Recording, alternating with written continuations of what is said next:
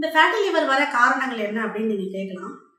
ரெண்டாக கிளாஸிஃபை பண்ணுறோம். ஒன்று வந்து ஆல்கஹாலிக் லிவர் டிசீஸ், இன்னொன்று நான் ஆல்கஹாலிக் லிவர் டிசீஸ்.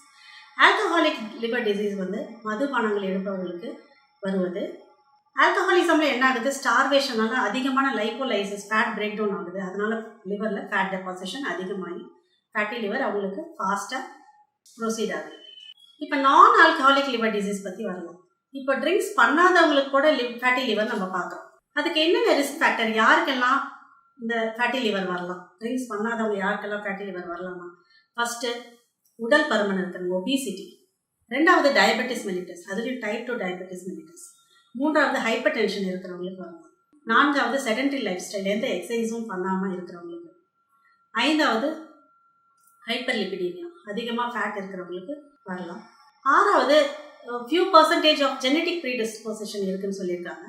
ஏழாவது கீமோதெரப்பி இருக்கிற பேஷண்ட்ஸ் லைக் மீத்தோட்ரெக்சைட் ட்ரக்ஸ் எடுக்கிறவங்களுக்குலாம் வரலாம். ஃபேட்டி லிவர் வந்தால் என்ன உங்களுக்கு சிம்டம்ஸ் தெரியும், என்ன அறிகுறிகள் தெரியும் அப்படின்னு நீங்கள் உங்களுக்கு கேள்வி வரலாம். மோஸ்ட்லி லேட் ஸ்டேஜில் தான் சிம்டம்ஸ் அதிகமாக தெரியும். ஏர்லி ஸ்டேஜில் வந்து சிம்டம்ஸ் அதிகமாக வர வாய்ப்பில்லை. பட் இந்த ஃபேட் டெபாசிஷன் நடக்கும்போது யூஸ்வலாக லிவரோட சைஸும் என்லார்ஜ் ஆகும். அதை நம்ம ஹெப்படோமெகலின்னு சொல்லுவோம். ஸோ லிவர் வீக்கம் அடைவதால் ஸ்லைட்டாக ரைட் சைடு அப்பர் அப்டமனில் உங்களுக்கு ஒரு டிஸ்கம்ஃபர்ட், ஒரு ஸ்லைட்டாக ஒரு வலி இருக்கலாம். So liver right lobe left lobe இருக்கிறதுனால ரைட் சைடும் வலி வரலாம். ரெண்டு லோபும் ஃபேட்டி லிவர் டெபாசிஷன் ஆகும்போது எபிகாஸ்டிக், அதாவது நடுவயிறு வலியும் உங்களுக்கு வர வாய்ப்பு இருக்குது. வாந்தி வர மாதிரி ஒரு சென்சேஷன், நாசியா வரலாம். முக்கியமாக சோர்வடைந்து விடுவார்கள். ஸோ இதெல்லாம் தான் சிம்டம்ஸ்.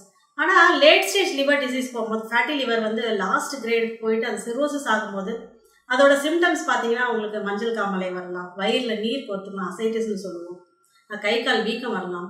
அண்ட் இந்த சிரோசிஸ்னால உள்ள லிவர்க்குள்ளார போகிற அந்த போர்ட்டல் வெயினில் வந்து ப்ரெஷர் அதிகமாகி அது போர்ட்டல் ஹைப்பர் டென்ஷன் சொல்லுவோம், இல்லை மண்ணீரலும் வீங்கலாம். அண்டு வயிறுக்குள்ளார இருக்கிற பிளட் வெசல்ஸ்லாம் வந்து கொலாட்ரல் சொல்லுவோம், அதெல்லாம் விரிவடைந்து டைலேட் ஆகும். ஸோ நம்ம உணவு குழாயில் ஈசோஃபேகஸில் இருக்கிற லோயர் பார்ட்டில் வந்து இந்த பிளட் வெசல்ஸ் அதிகமாக டைலேட் ஆகி வாமிட் பண்ணும்போது பிளட் வாமிட்டிங்கும் வர வாய்ப்பு இருக்குது. இது லேட் ஸ்டேஜில்.